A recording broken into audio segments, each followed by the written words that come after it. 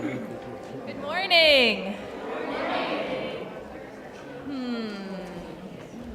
Good morning. Good morning. I'm Amanda Hayes. I'm your Justice Coordinator here at First UU, and my pronouns are she, her. On behalf of the First Unitarian Universalist Church of Columbus, welcome this morning. We gather on the lands of the Adena, Hopewell, Wyandotte, Miami, Seneca, Erie, and Cayuga people. Let us pledge to remember and learn from this history. And let us also connect with this land ourselves as we welcome the first day of spring tomorrow, also known in many pagan traditions as Ostara. Please remain seated as our choir sings our welcome to spring.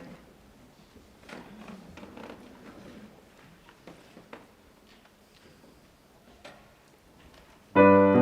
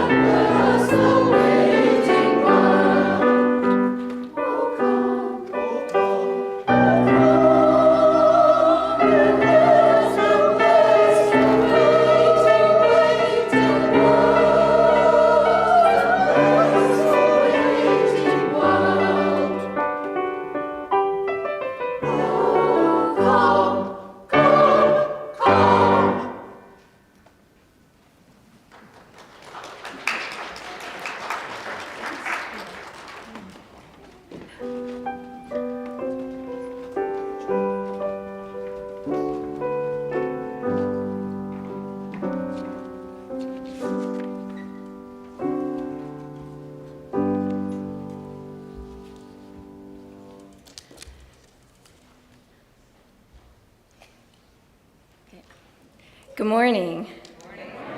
I'm Julie Pinsino, and I'm happy to serve this congregation as a member of your Board of Trustees. Welcome to First UU. Whether you are joining us online or in person, and whether you are a new face or a familiar one, we are glad you are here. If this is your first visit, please stop by the welcome table out in the gallery for your first-time visitor gift.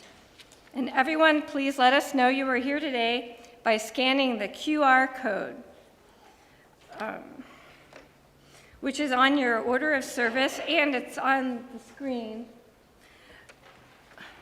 Here you can check in, find our order of service, the Joys and Sorrows form, and our donation page.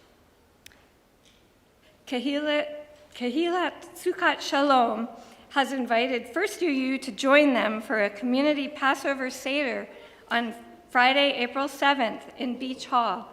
Space is limited, and we also need volunteers.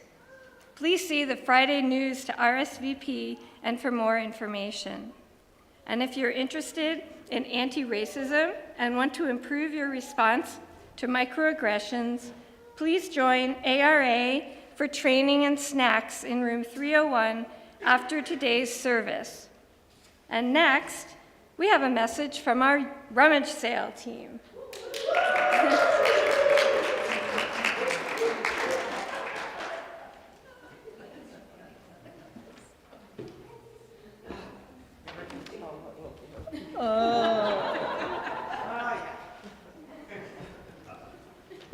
Good morning.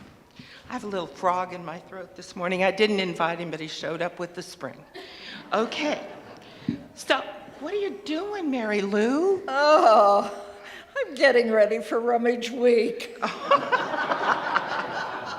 Figuring we're going to be doing a lot of heavy lifting, huh? What? Heavy lifting?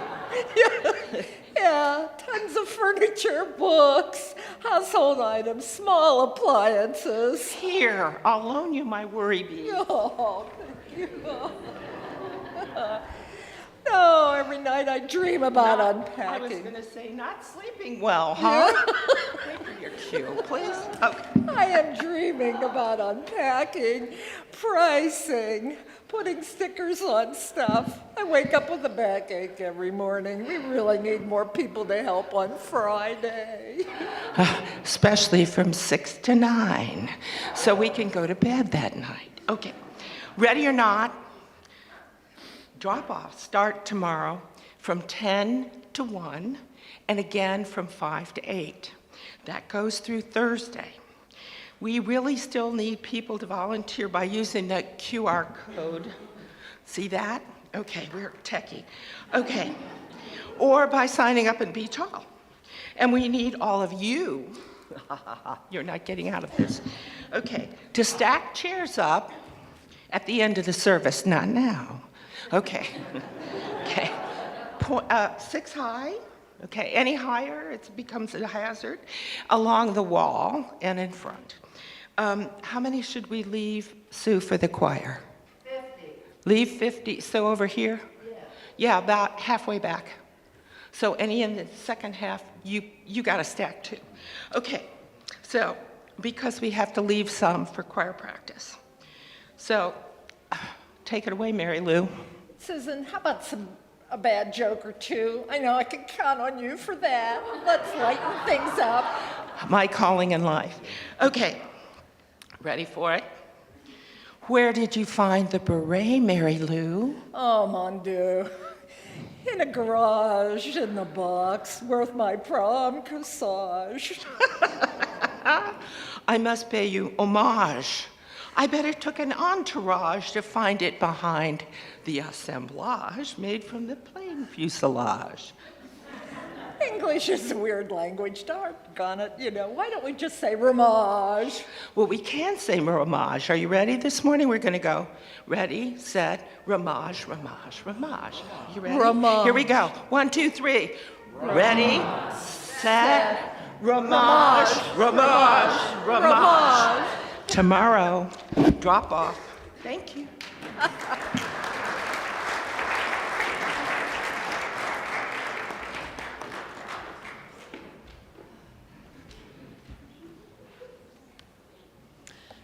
Thank you, rummage sale team. Yay. Now is the time to submit your joys and sorrows. Use a QR code that's available on the screen throughout the service or the paper forms in the back by the candle table. Anything we receive before the sermon will be shared later during the caring meditation.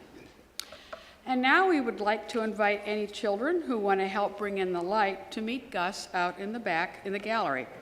Everyone else, let's center ourselves remembering that the holy month of Ramadan begins this Thursday as we listen to this morning's prelude.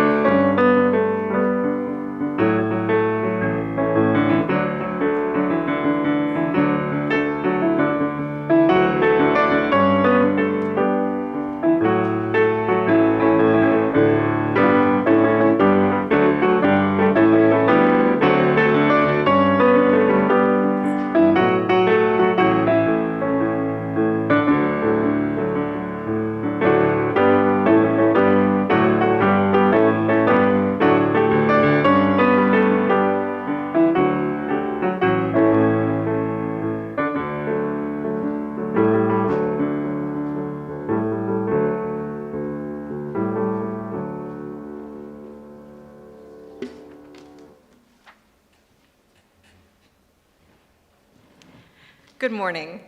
My name is Deborah Gray Boyd.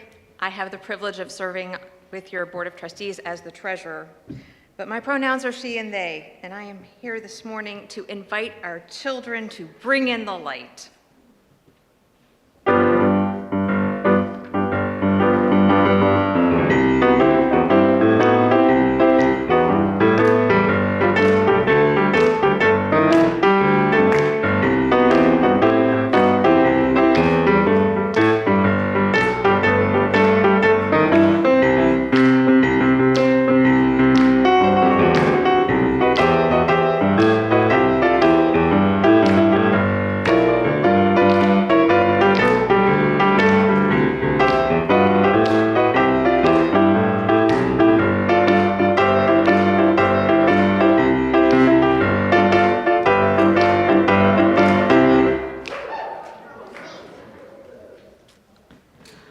I don't know if you heard that, but one of our younger ones said, "A front row seat." Our chalice lighting words this morning are from Adrienne Marie Brown from her book, Emergent Strategy, Shaping Change, Changing the World. If the goal was to increase the love, rather than winning or dominating a constant opponent, I think we could actually imagine liberation from constant oppression. We would suddenly be seeing everything we do, everyone we meet, through not the tactical eyes of war, but through eyes of love. We would see that there's no such thing as a blank canvas, an empty land, or a new idea. But everywhere there is complex, ancient, fertile ground full of potential.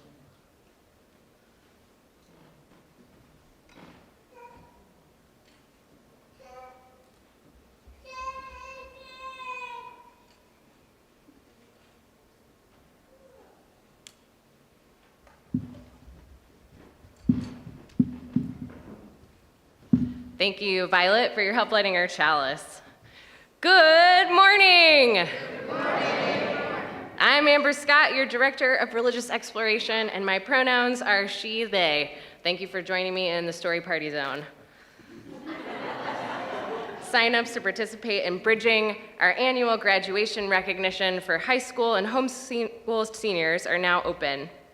Please check Friday News for more info or email me at amber@firstucolumbus.org. Today's story is called Freedom Summer, written by Deborah Wiles and illustrated by Jerome Larrague. John Henry Waddle is my best friend. His mama works for my mama, Her name is Annie Mae. Every morning at 8 o'clock, Annie Mae steps off the county bus and walks up the long hill to my house. If it's summer, John Henry is stepping it right behind her. We like to help Annie Mae. We shell butter beans, we sweep the front porch, we let the cats in, then chase the cats out of the house until Annie Mae says, "Shoo! Enough of you two, go play." We shoot marbles in the dirt until we're too hot to be alive. Then we yell, "Last one in is a rotten egg," and run straight for Fiddler's Creek. John Henry swims better than anybody I know. He crawls like a catfish, blows bubbles like a swamp monster, but he doesn't swim in the town pool with me.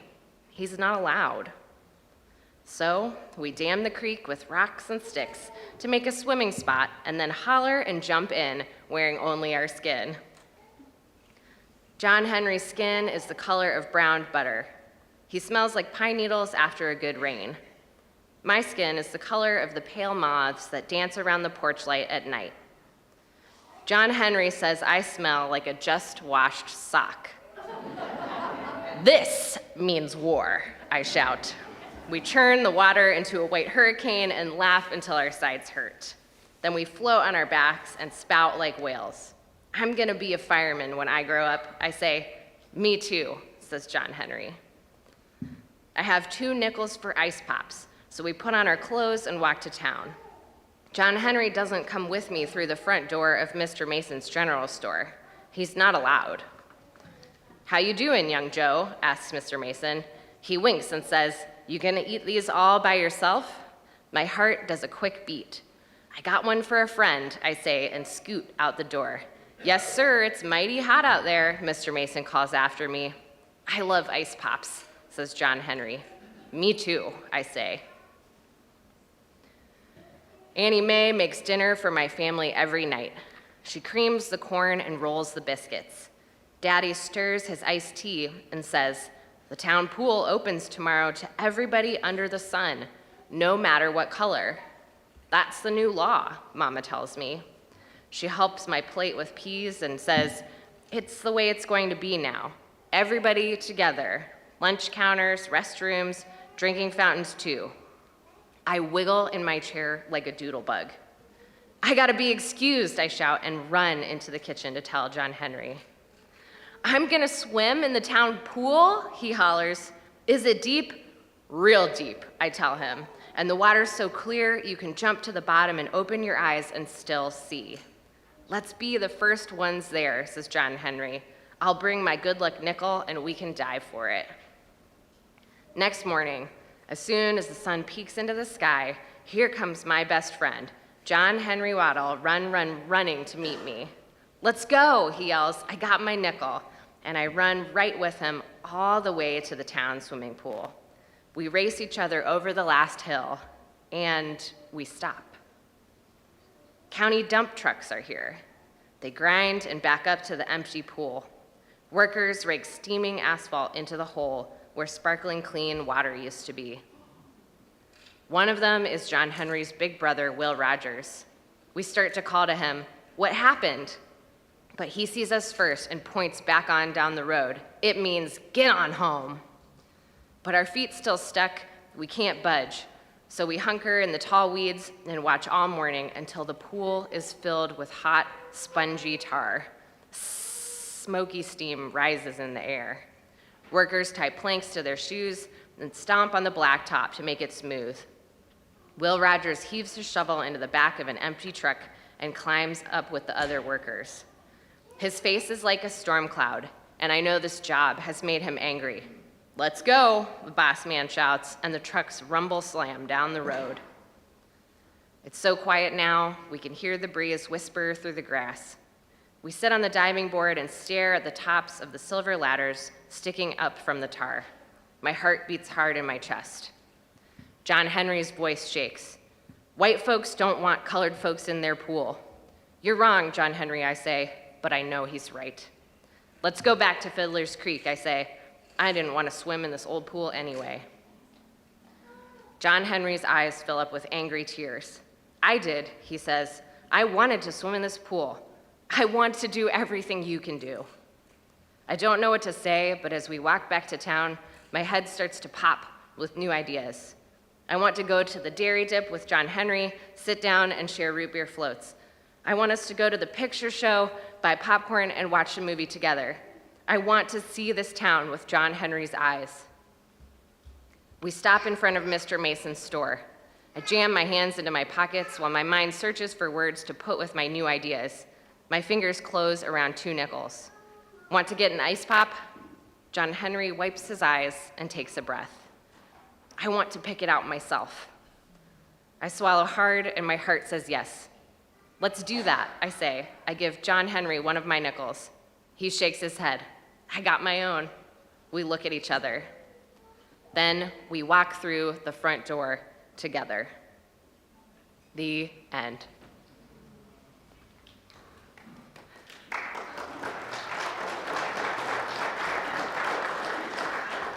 Joe and John Henry are a lot alike. They both like shooting marbles, they both want to be firemen, and they both love to swim. But there's one important way they're different. Joe is white and John Henry is black. And in the South in 1964, that means John Henry's not allowed to do everything his best friend is. Then a law is passed that forbids segregation and opens the town pool to everyone. Joe and John Henry are so excited, they race each other there, only to discover that it takes more than a new law to change people's hearts. In The Sum of Us, Heather McGee describes how the story played out in communities across the US as white people divested from pools and other public goods as soon as they were integrated. These choices made in the past, like deciding to fill in a pool rather than welcome people of all races to enjoy a cool swim together, have impacts still felt to this day. To truly move forward with everybody together, as promised by the desegregation orders of the 50s, 60s, and 70s, we need the vulnerable curiosity of Joe and John Henry, exploring what happened and how it has impacted each of us. I now invite the congregation to form a sheltering arc of love as we sing our young people back to their families and out to class.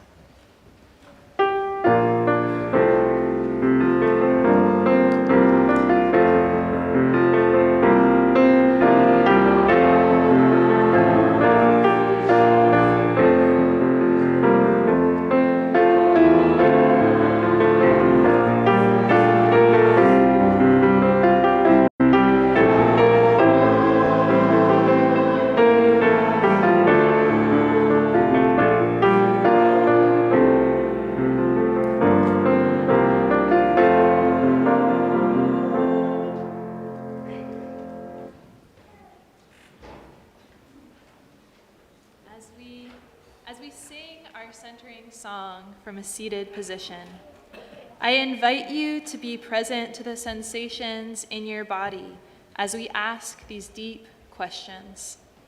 Where do we come from? What are we? Where are we going? There are some answers to be found, and yet life is a mystery.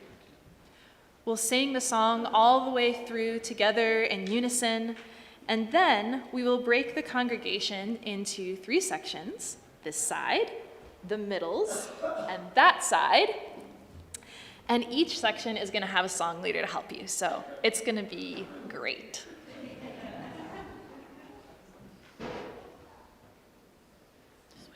All right, you wanna start us off? Just waiting for the words. 1, 2, ready, and where do we come from? What are we? Where are we going? Where do we come from? What are we? Where are we going? Where do we come from? Where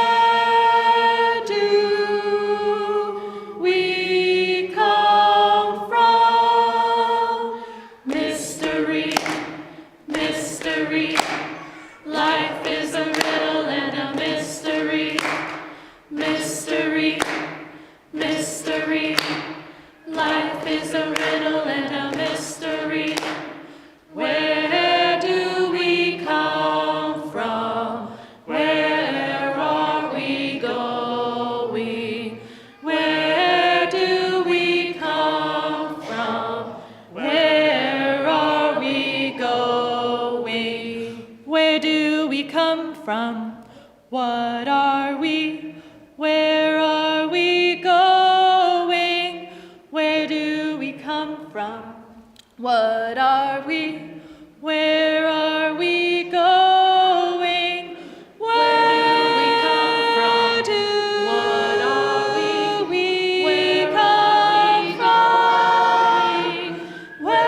we come from?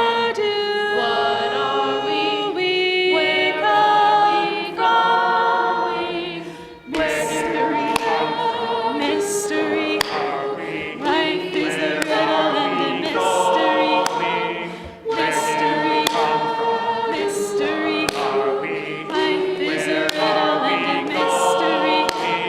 Where do we come from? Where are we going? Where do we come from? Where are we going? Where do we come from? Where are we going? Where do we come from? Where are we going? Where do we come from? Where are we going? Where do we come from? Where are we going?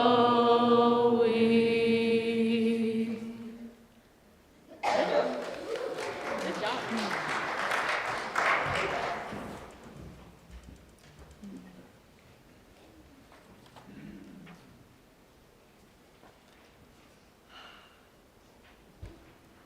I was running late during a visit in New York City, and when you're running late in New York City, I mean, it's hard to get places. It takes a long time, so it's kind of stressful.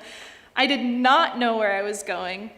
I knew where I was trying to go, but I did not know how to get there. And as a subway pulled into the station and the doors opened, I realized I didn't know whether I needed to get on that subway or not, and I didn't have time to figure it out. I had always heard that New Yorkers are rude, but I really needed help. In desperation, I stuck my head through the subway doors. Hi? Does anyone know if this line goes to the Staten Island Ferry? We all have these moments in life when we're trying to go somewhere, but we have no idea how to get there. These moments hold potential for us to grow. If we can let go of our desire for control and comfort and allow ourselves to be vulnerable. At First UU, we just finished our second Living the Pledge anti-racism training. In the fourth module of that training, we talk about the history of structural racism in the United States, much like we just heard in our story. Most participants have heard bits and pieces about structural racism before, but hearing it told as this cohesive story is shocking to many participants. There's a reason that many of our predominantly white politicians and parents in our country are pushing against including full and truthful teaching about the history of race. Digging in for a fuller, deeper understanding of our past leaves us vulnerable.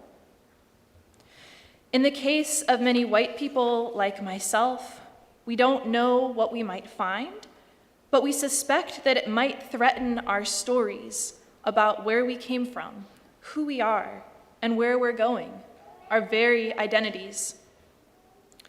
And for those of us who are Black, Indigenous, and people of color in majority white spaces, there is an added layer of vulnerability when one's community begins to learn and talk openly about race in these ways. Oftentimes, white community members who are feeling vulnerable end up directing their questions and feelings disproportionately toward the people of color in the community, requesting a heaping of emotional support at a time when people of color are already having their own intense emotional responses. And yet, Our values as Unitarian Universalists demand us to engage fully and truthfully with our past, to ask with vulnerable curiosity, where do we come from? Believing that no matter the answer, we are loved and whole and holy. We've been talking this spring about our proposed revised Article 2 of the bylaws of the Unitarian Universalist Association, crafted in conversation with UUs across our movement. The proposed revision of Article 2 names one of these shared UU values as justice. We work to be diverse, multicultural, beloved communities where all thrive. We covenant to dismantle racism and all forms of systemic oppression. We support the use of inclusive democratic processes to make decisions. I don't believe we can figure out where we are or how to work to be a diverse, multicultural, beloved community in which we dismantle racism without examining where we came from. Our values call us to become vulnerable to the stunning history of racism in our country, in our city, in Unitarian Universalism as a movement, and in our congregation in particular. The Reverend Dr. Mark Morrison Reed is a minister, author, and seminary faculty, and a leader in Unitarian Universalism in studying and sharing the history of race within Unitarian Universalism. One of his books that I highly recommend is called Darkening the Doorways: Black Trailblazers and Missed Opportunities in Unitarian Universalism. When we talk about historical Unitarians, Universalists, and Unitarian Universalists, these are frequently white figures, such as Theodore Parker, Ralph Waldo Emerson, Olympia Brown, Margaret Fuller. This omission can make it seem like Black, Indigenous, and people of color weren't present historically or weren't interested in liberal religion, which is simply false. Darkening the Doorways is a collection of stories about Black leaders who have been present and contributing to our religious movement with courage and determination. However, throughout their stories, these leaders consistently encounter rejection from white Unitarian Universalists and institutions. For example, Reverend William Henry Gray Carter, a Black minister, founded the Unitarian Brotherhood Church in a predominantly Black part of downtown Cincinnati, just down the road from us. He organized for social justice as well, based on his faith. Despite devoting his life to Unitarian values, the other, at that time, Unitarian churches in Cincinnati shunned him. He was never accepted into ministerial fellowship, and his church was never recognized by the American Unitarian Association. One of the main reasons seemed to be that, according to Reverend Lon Ray Call, Reverend W.H.G. Carter's church was in the wrong place. The end of Darkening the Doorways includes more recent stories of efforts at reconciliation. In the late 1990s and early 2000s, the UU churches in Cincinnati rediscovered the story of Reverend W.H.G. Carter, who had died in 1962, and they learned that one of their members was a granddaughter of Reverend Carter. The Cincinnati churches realized they wanted to find some way to reconcile with Reverend Carter's descendants and to honor his legacy. They began to build relationships with the Carter descendants and plan a reconciliation service. Over 2 years of preparation and relationship building, they realized they needed to apologize on behalf of the local churches and of the American Unitarian Association, which no longer exists but has been merged into the Unitarian Universalist Association. And yet, as the date of the service approached, there were so many unknowns. How many Carter descendants would attend? How would they feel?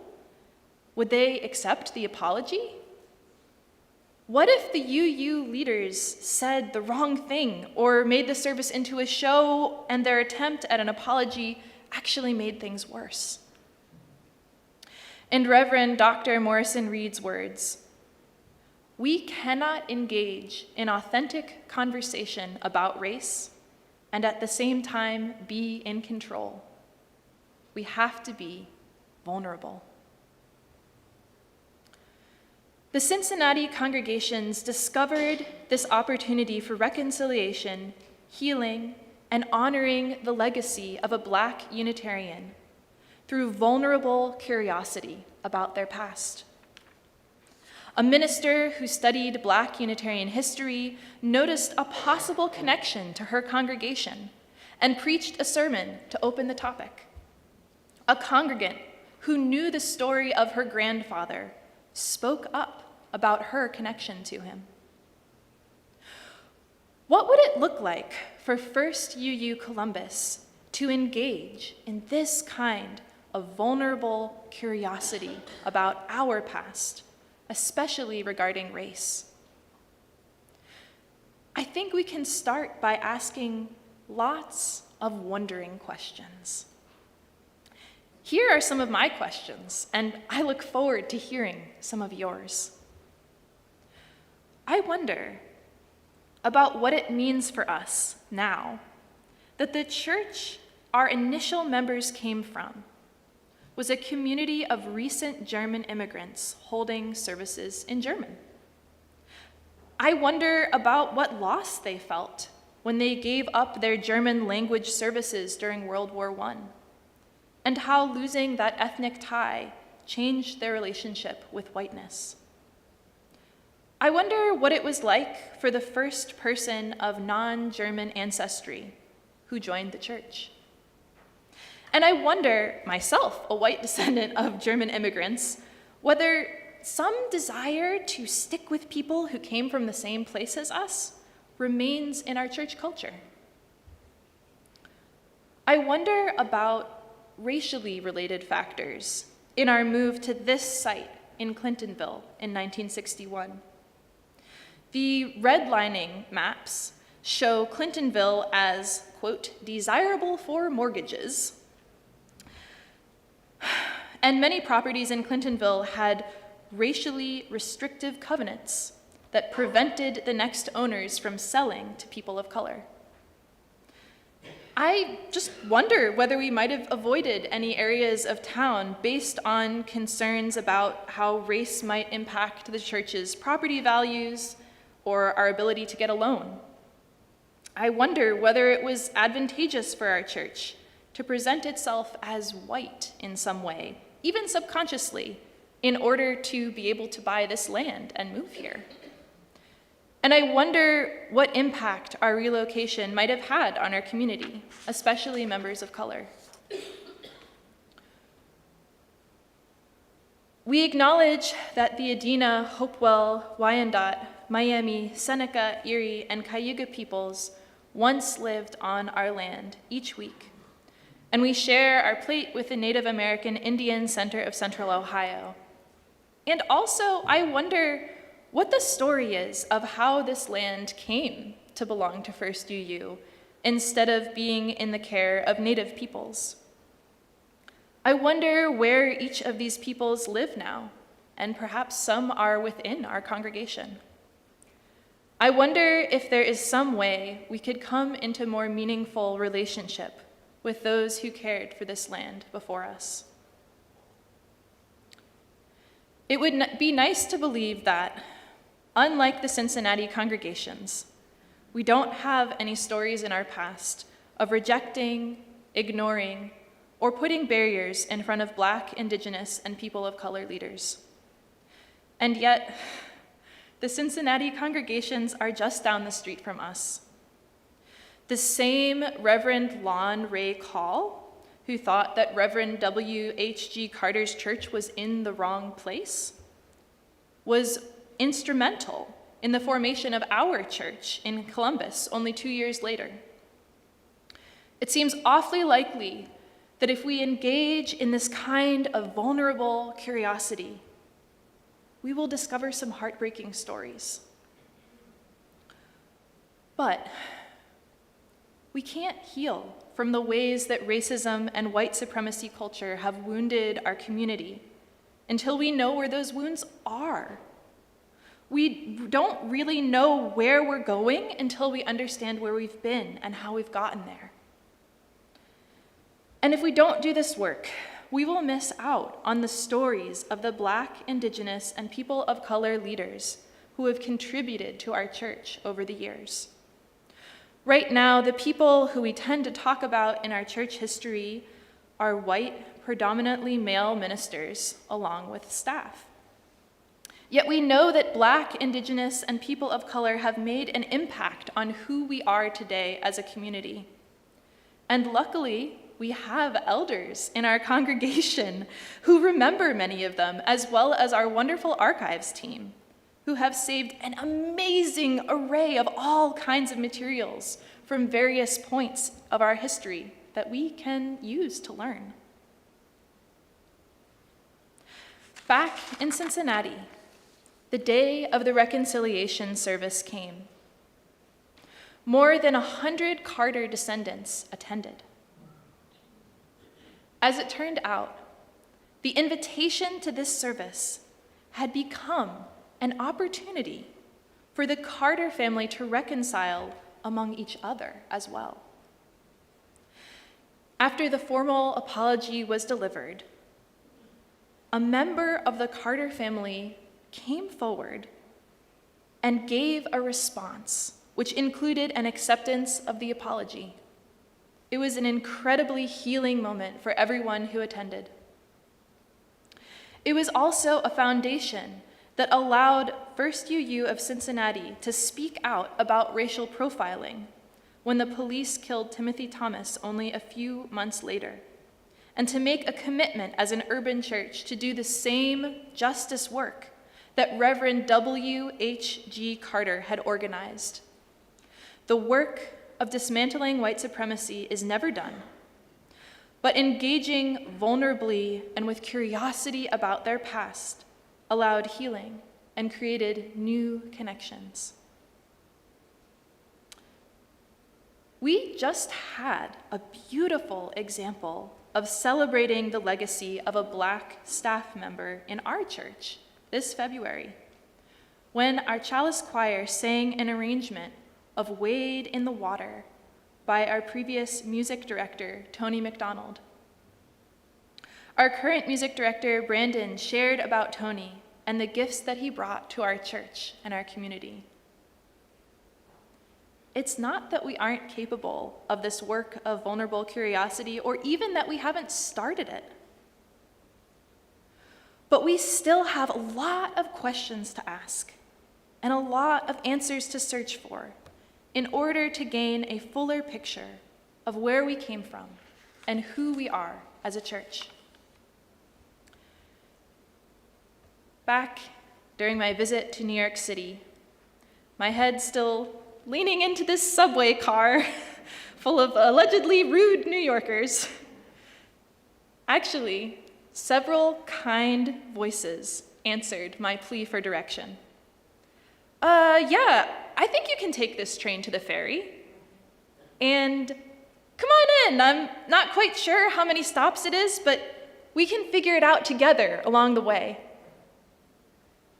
Let's wonder and question and figure this out together along the way.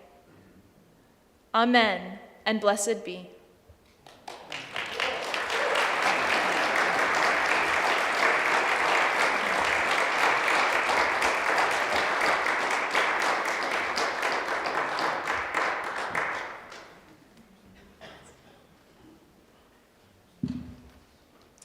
thank you, Amanda, for sharing these wondering questions that we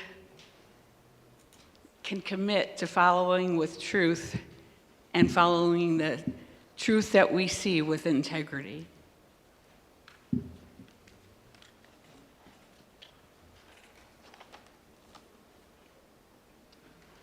Now we will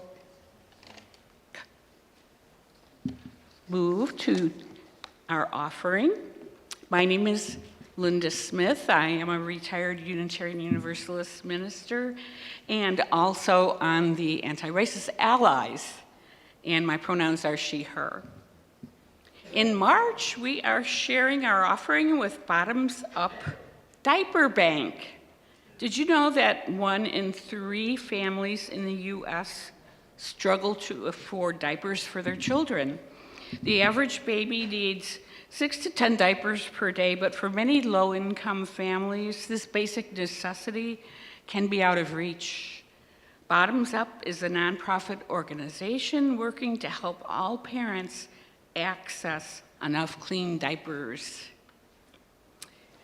To give, please scan the QR code, text the number on the screen, or visit firstuucolumbus.org, donate, or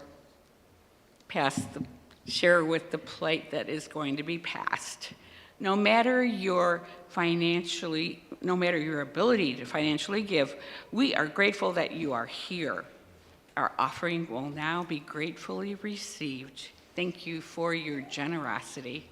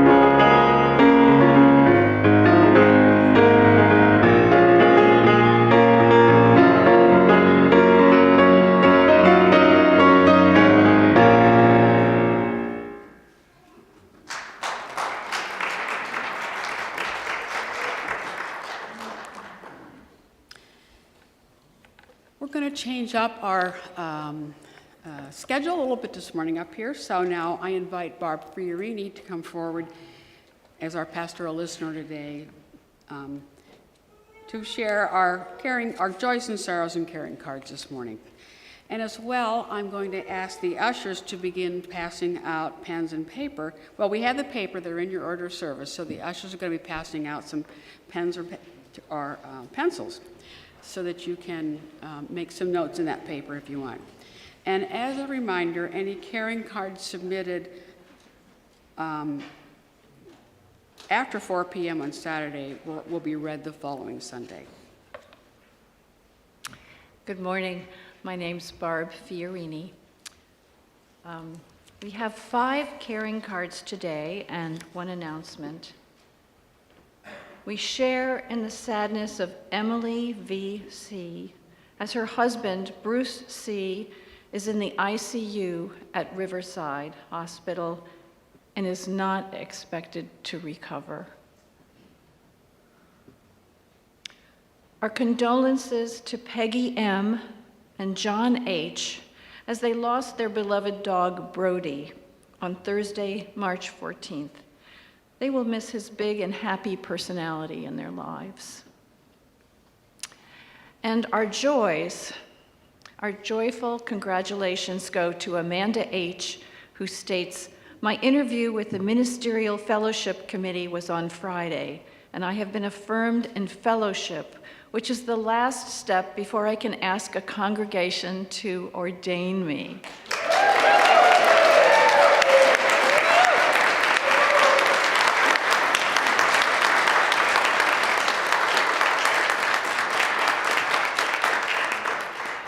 Also, just to clarify, she says, "I failed to correct an error on the order of service. I am not Reverend Amanda Hayes yet, until I am ordained by a congregation." And we celebrate with Shirley L. and Chris E.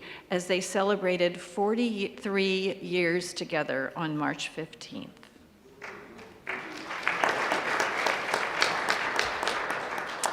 And we acknowledge the joy of the family of Diane S. They recently found out that a baby girl given up for adoption from their family in 1985 is living a happy and successful life. I'm getting the chills reading this. Over the decades, the family had wondered and hoped for a positive outcome and are overjoyed and feel blessed with this recent revelation. And one announcement, Kristen H. celebrated her birthday on March 8th.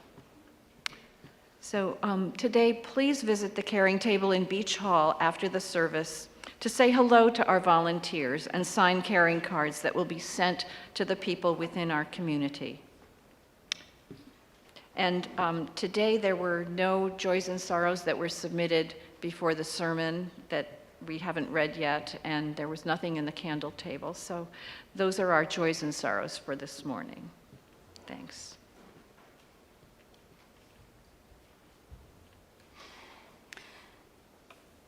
After I ring the temple bell, we will have some time for practicing vulnerable curiosity about where we came from.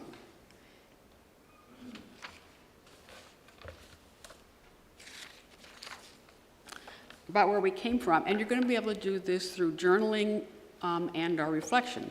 You might use the papers that were included in your order of service that have some prompts about the history of race, or you might just spend some time pondering quietly. You may keep the paper and continue pondering, or if you want to share your questions, you can give them to the ushers at the end of the service, or drop them off in Amanda's mailbox at any time. After some quiet time for journaling and reflection, I will lead us in a body scan meditation to help ground us. Talking and thinking about the history of race and racism can bring up a lot of strong feelings. So may we hold our joys and sorrows, as well as our questions about where we come from, gently in our hearts, and may we practice vulnerable curiosity.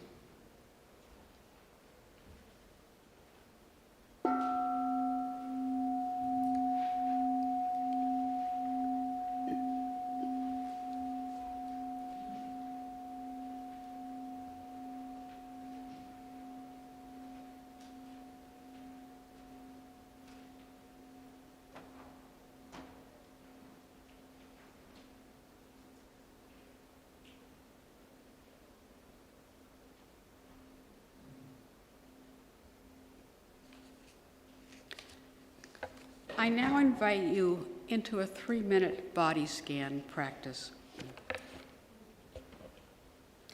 Sit back in your chair. Allow both feet to be in the floor if that's comfortable for you. Take a few deep breaths to begin with. Close your eyes if that's comfortable for you, or cast your eyes downward with a soft gaze. Start to focus your attention on your breath. Feel the movement in your body with each breath. Allow each inhale and exhale to flow through your body. With each breath, allow yourself to sink deeper into the chair.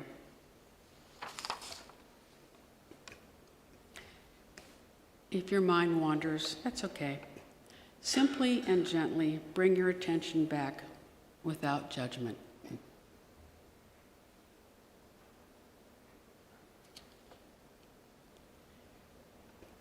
Now I invite you to place your attention on your head and your face.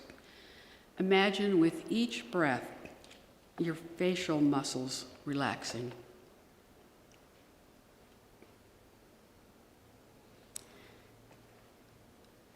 Allow that relaxation to spread to your neck and then to your shoulders.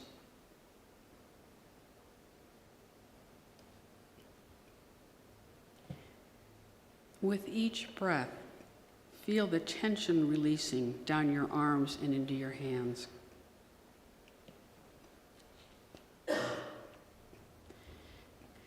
Now place your attention on your chest and stomach areas, then your hips, upper legs, lower legs, and feet. Feel the breath in each area of your body, bringing relaxation.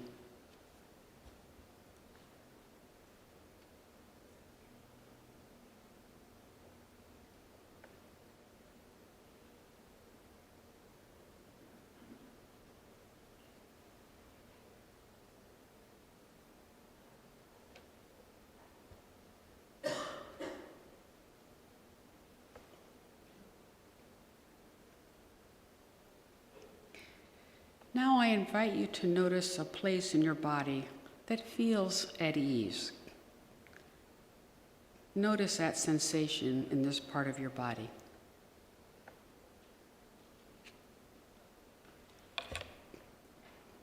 Now slowly take some deep breaths and just enjoy the silence. I will end our body scan after a few moments by ringing the temple bell.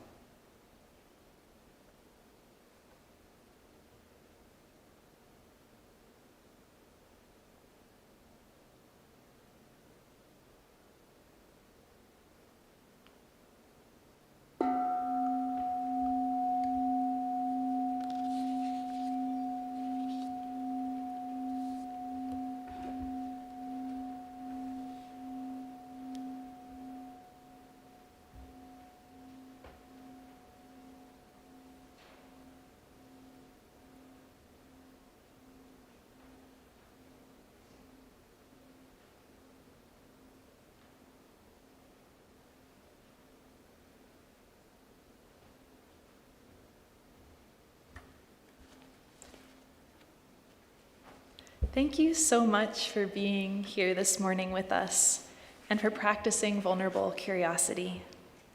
This topic of race and racism can bring up intense feelings, and as always, if you need a listening ear, you can find me or Reverend Kathleen or one of our pastoral listeners with their purple scarves after the service.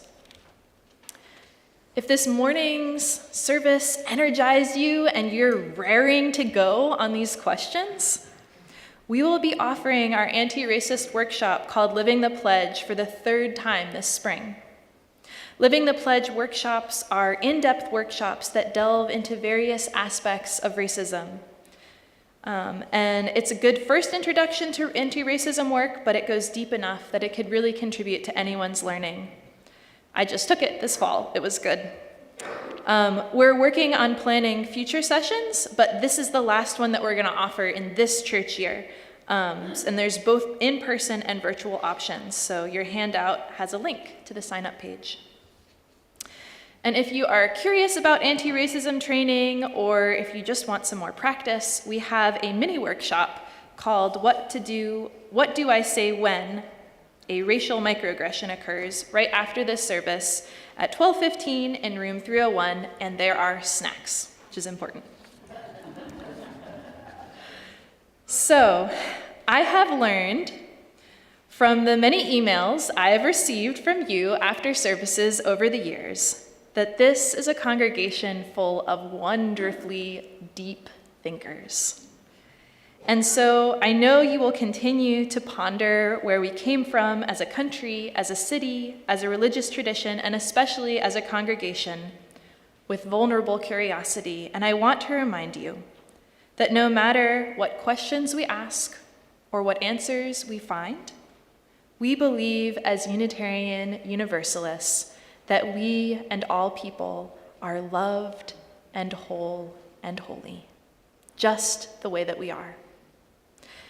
Our closing hymn, Wo Ya Ya, was written by Ghanaian drummer Sol Amarifo of Osibisa, a musical group of Ghanaian and Caribbean musicians.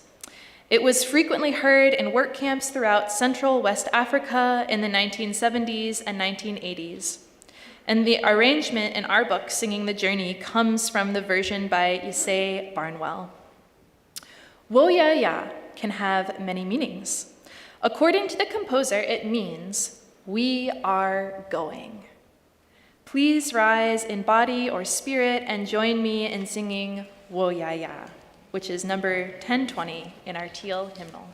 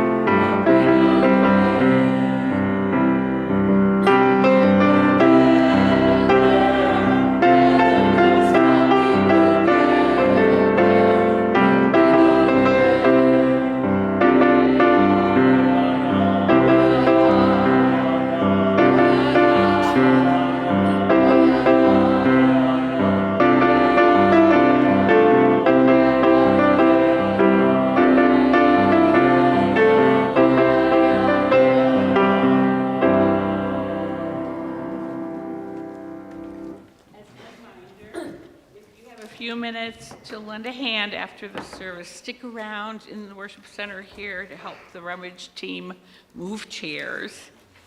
Please join me now in speaking our vision statement as we extinguish our chalice together. We extinguish this flame, but not the light of vision. As we go forth, let us heal and transform ourselves and our world through reason and love.